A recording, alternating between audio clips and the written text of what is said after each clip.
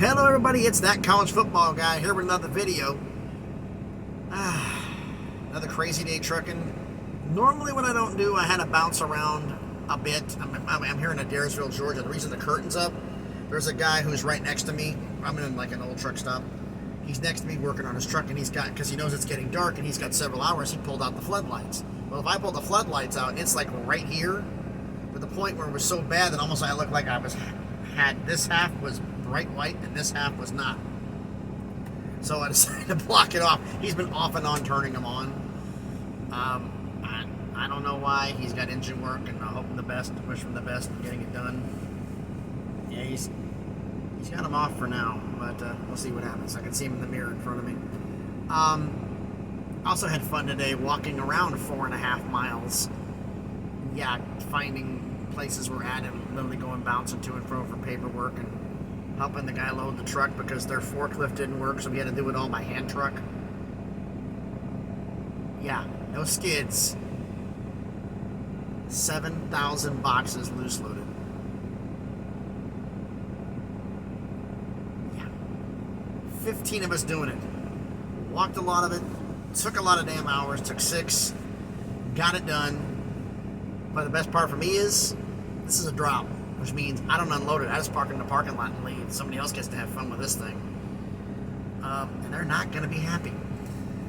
But it was already notated in the paperwork. No pallets loose load. So they don't care. The guy at the gate is going to check me in, doesn't care. It's like, okay, fine, I'll sign this. Here you go. Here's your copy. Just drop it off in the lot.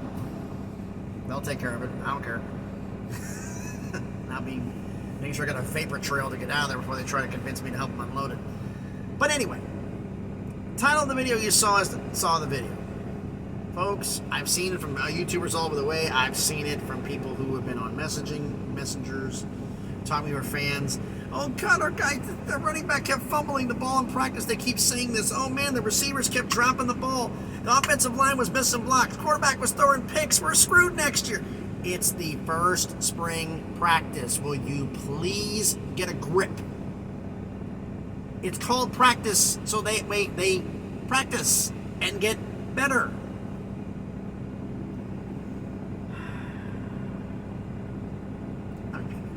Oh, if you didn't hear the noise in the background, I left the truck on when I was unloading those 6 boxes, so the battery got dead. I traveled a little bit of ways from where I was to get here, so my battery is, normally it's supposed to be at 14 volts. It's like at 11 and climbing because it got really, really dead because I left everything on for so long.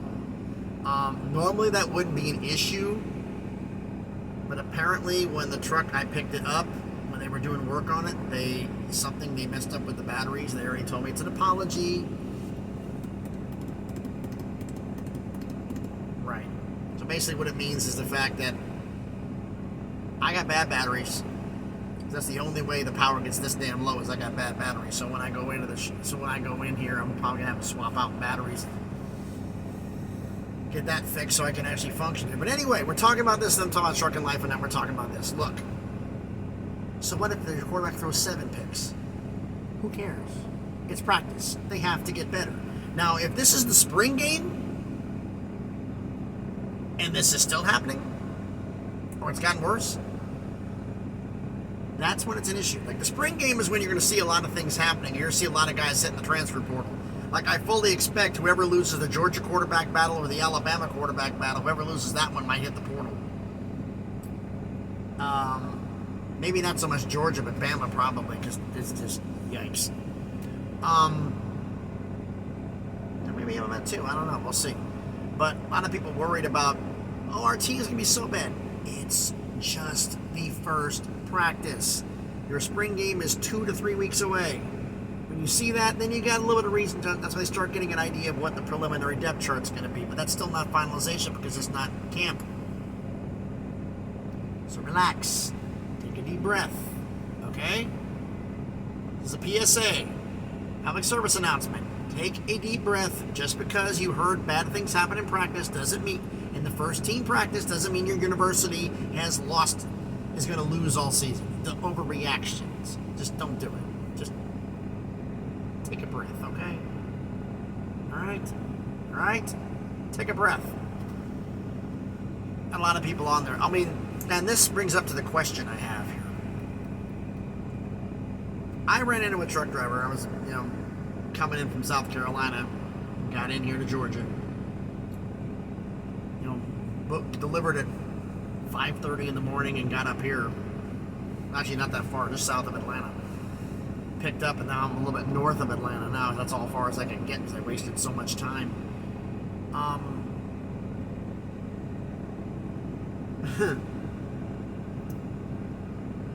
Right now, I ran into this guy who was a Duke fan.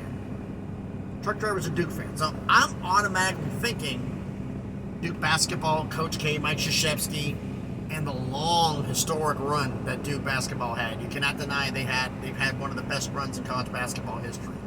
That's undeniable. No, he's a Duke football fan.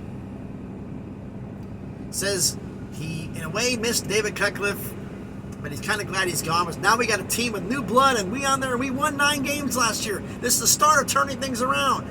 He's talking off his lungs. We're going to win games next year. We're going to challenge for the ACC title. And I'm hearing this, and he's at the top of his lungs. He walks away from me saying all this. I didn't have the heart to tell him, like, your team was loaded with super seniors, and they're all gone, dude. You'd be lucky to win 5 this year. But we're going to win. And it was like, so it made me think of something. And this is a question I pose to all of you. That was the idle alarm. These newer trucks, if the temperature has to be either 81 degrees or warmer, or in Peterbilt, it's 29 degrees or colder for the engine to stay on idle. My old Freightliner I had, as well as the Kenworth, the KW, you had to be below 30, 39 or lower. Peterbilt's, it's 29 or lower because of all the insulation and whatever. All right, whatever. But anyway,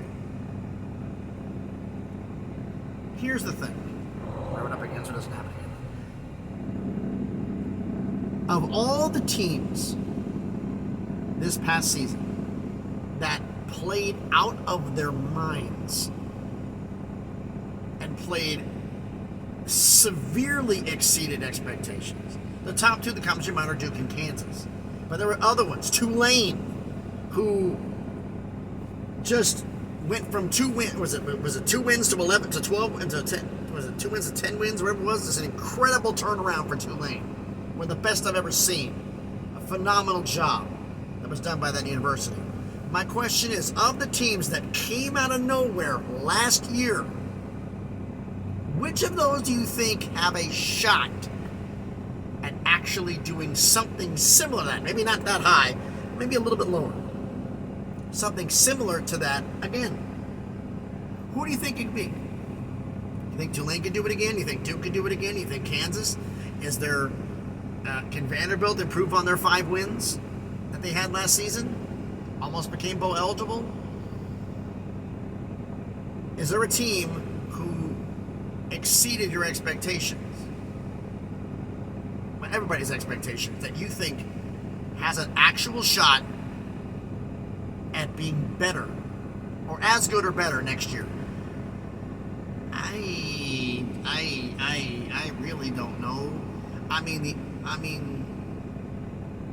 I look at, if you want to talk about a team that came out of nowhere, it's a team that has to be, at least it was a perennial doormat to bowl eligibility. They're in a bowl game. That's quite a few. But is there anything you think that actually this is going to be a trend? You think they have a chance to do as good or better this upcoming season? Let me know down in the comments. So,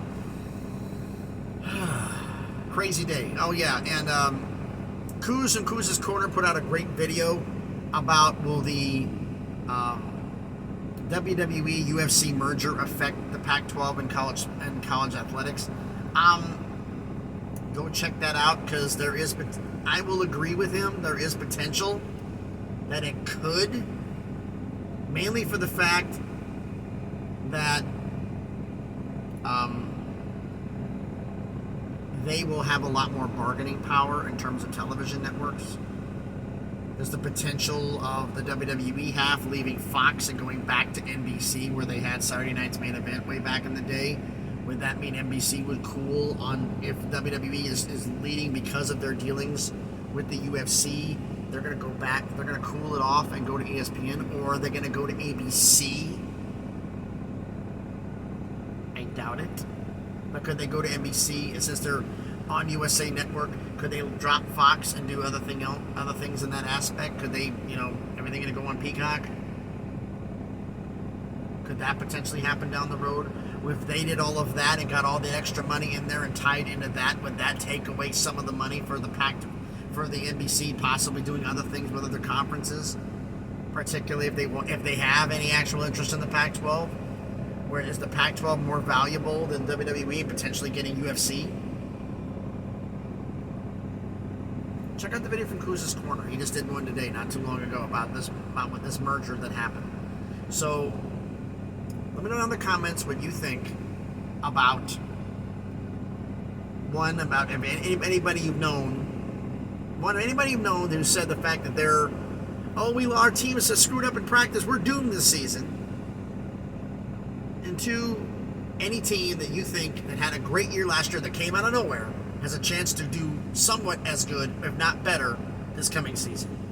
Let me know down in the comments. Thanks everybody for watching the video. If you haven't already, please smash the thumbs up, hit the like button. It helps with the algorithm. It helps with the video be seen by more people. And subscribe to the channel. We're on our way to 400 subscribers, doing a slow crawl to get to 1,000. Let's see if we can get there. So thanks everybody for watching the video. Early morning again. Gonna be getting out of here about before 5 a.m. Eastern time. I'll be getting out of here. Another fun day, another trucker day. So thanks everybody for watching. Be safe out there, and please be good to each other.